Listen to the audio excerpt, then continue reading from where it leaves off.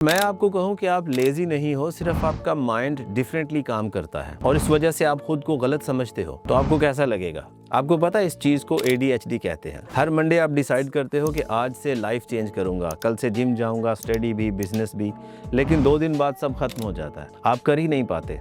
और फिर आप सोचते हो कि मैं इतना यूजलेस क्यों हूँ, मैं पीछे रह रहा हूँ और मेरे दोस्त आगे पहुँच गए हैं, या मैं फेल हो रहा हूँ। साइंस कहती है हर इंसान का डोपामिन डिफरेंट तरीके से काम करता है, वो लेजी नहीं होता।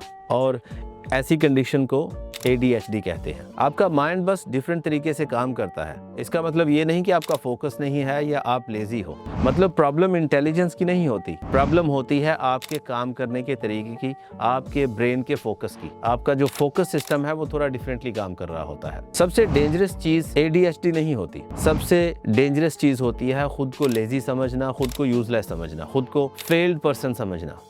मैं बताऊंगा 5 ऐसे साइंस जो शायद आप में भी हैं और आप उस वजह से खुद को यूजलेस या लेजी समझ रहे हैं। तो चलिए जानते हैं वो 5 साइंस कौन से हैं। कई लोग इनको इग्नोर कर देते हैं होते हुए भी। तो साइन नंबर 1 है, आप हर वक्त ओवर थिंकिंग करते हो और डिसीजन नहीं ले पाते, कोई एक्शन नहीं लेते। एक प्रॉब्लम को, एक चीज़ को ज़्यादा ही डिस्कस करते हो लेकिन उसके ऊपर एक्शन नहीं लेते, सिर्फ आपके माइंड में वो चीज़ें चलती रहती हैं।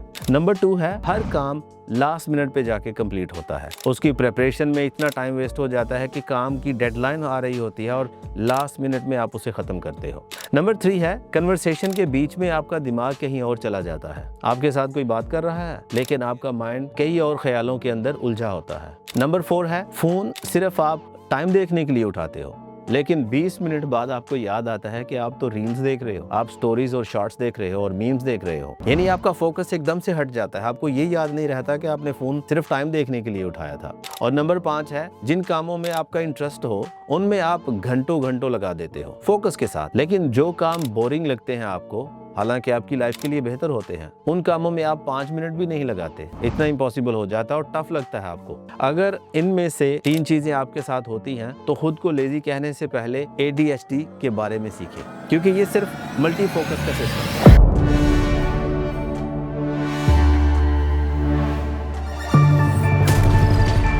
आपका माइंड एक जगह से दूसरी जगह, दूसरी जगह से तीसरी जगह इस तरह फोकस करता रहता है। माइकल फेल्प्स की कहानी आपको बताता हूँ। 9 साल का बच्चा था, क्लास में कभी सीधा नहीं बैठ सकता था। टीचर्स कहते थे कि ये कभी सक्सेसफुल नहीं होगा।